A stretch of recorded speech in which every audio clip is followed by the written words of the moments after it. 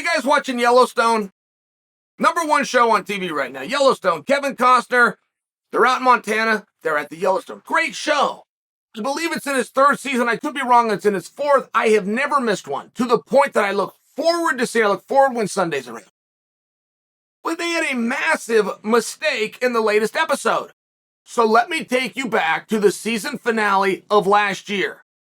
Now, what they did in the latest episode is the season finale of the midway point. And this is like a new thing. It's a super scumbag move that networks are doing. A super scumbag move. Ozarks did this. They put out a package of like 7. I'm going back to Ozark, like 7. It's going to be a 14 episode season, but we're going to do 7 and then we're going to take a break. Well, no, that's called a season. There's no half. You don't give us a half season. You don't have a half season finale. But this is what they did. Now, stay with me on the true season finale of the last season. The absolute final scene. Beth gives her brother instruction to kill his own father. The brother goes through with it because Beth has him blackmailed. Now the brother loads up the body, and late, dark at night, in the absolute middle of nowhere. It's called the train station. If you're going to take someone to the train station, it's the long black train. It's a very meaningful, scenic, and plot line of the entire franchise Yellowstone. So, when her brother gets to the train station to drop the body of the father who he got blackmailed into killing, there's Beth with her iPhone taking a picture. Now, that was extremely weird because the brother just did a murder. So why he wouldn't snatch up little Beth and pitch her right over the edge? Right? It was weird. But this is what they chose to do. And after she takes the picture on her iPhone, pops out of nowhere, she says to him, "We now own you." As bad as that scene was, for the mere fact that the brother would have just grabbed Beth, as bad as that scene was, we've still got it. That's what it is. Beth blackmailed him, gave him instructions, waited at the train station where she knew he would come, took the picture. Now you get to the most recent episode. Beth finds out about the train station. Plays dumb. She says, "What are you talking about?" The brother explains to her, "Our ranch and our father's been throwing bodies there for years.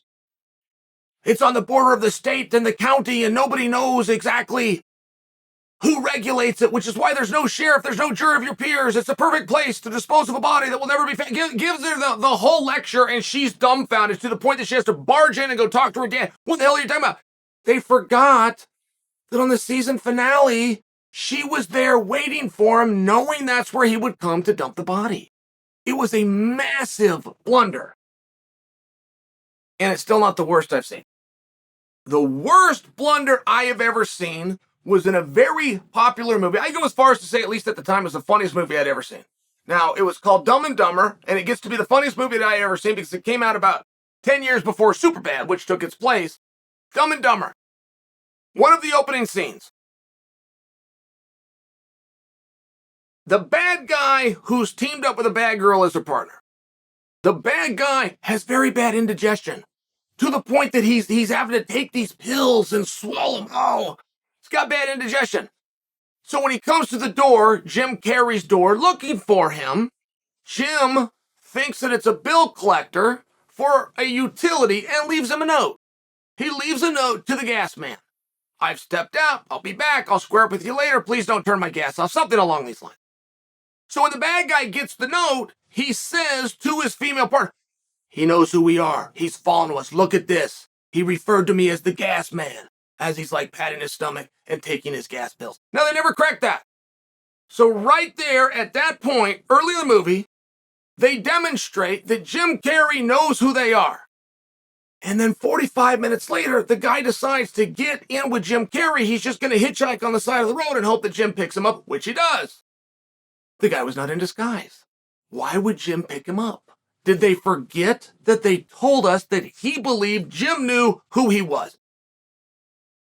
Kind of ruined the whole thing for me, quite frankly. Anyway, enjoy Yellowstone.